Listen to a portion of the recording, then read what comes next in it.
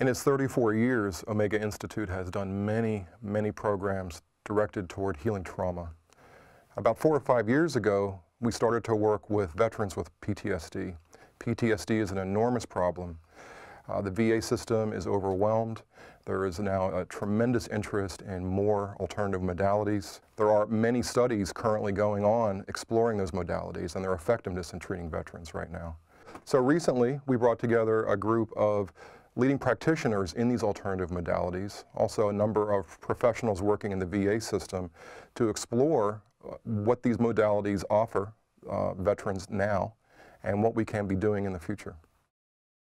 So imagine, if you will, you're walking down the street on a great day. It's nice and sunny. Your wife of 25 years has just told you that she loves you more than ever before, and you're still sexy. Both of your kids have gotten Ivy League scholarships, letting you off the hook for that.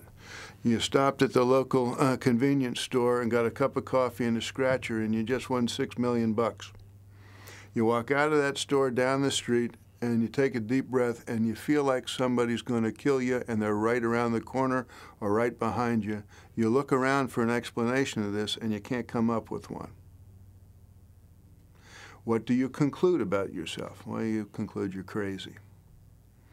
And so the job of the person with PTSD, whether from combat or rape or natural disaster, is to find a way in communication with other human beings with whom they feel safe to understand what has happened to them and to be able to have that diminish or fade enough, not go away, not as if it never happened, but to fade enough so that they can rejoin the present.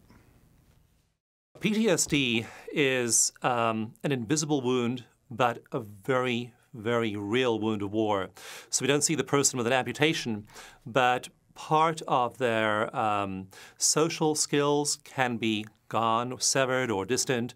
Part of their emotional tone, their ability to connect with other people, their ability to experience the full range of emotions can be absent.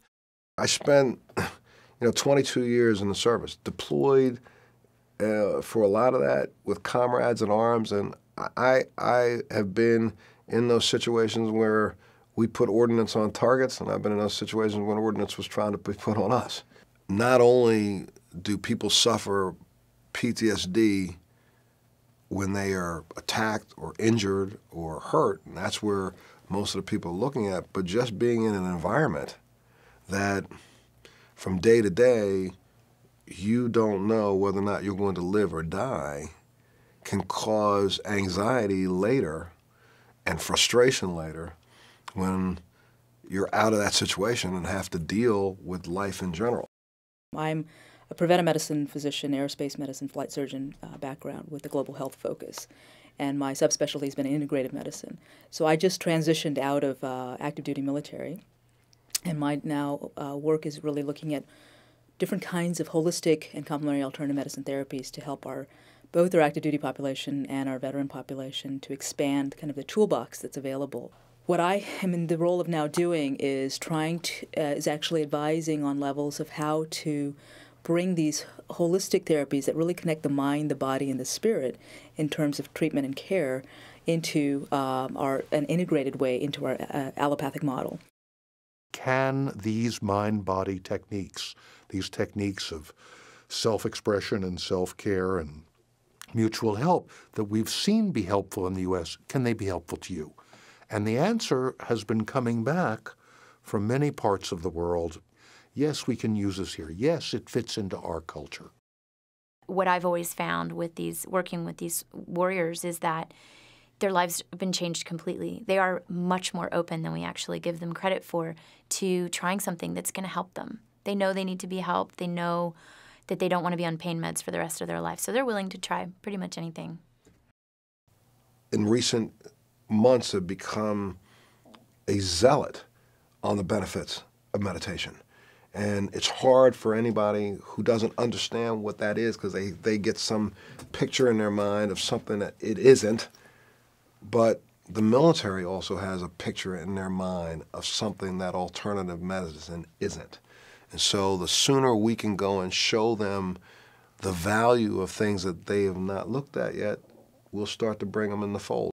One of the things that we know as healing practitioners is that when there is tremendous suffering, when the wounds are big, the silver lining in that is that there's amazing possibility of transformation. So it's actually through the wounding that transformation, deep transformation, is possible. I think the vets need us to hold them as humans and just definitely a human spirit connection, because everybody wants to be loved, they want to be appreciated. I had a guy drop by my office last week.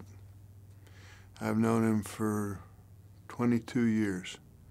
I never expected him to be alive today. I hadn't been seeing him regularly for some time, but he stopped in. When he was a young man back from Vietnam and his children were infants, he would have to leave the house when they would cry at night because he couldn't tolerate the crying. He is now, and has been for some time, one of the most important people in his 3 grandchildren's lives.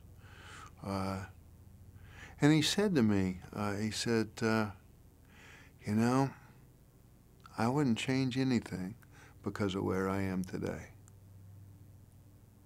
I guess that's hope for me. I keep that in mind.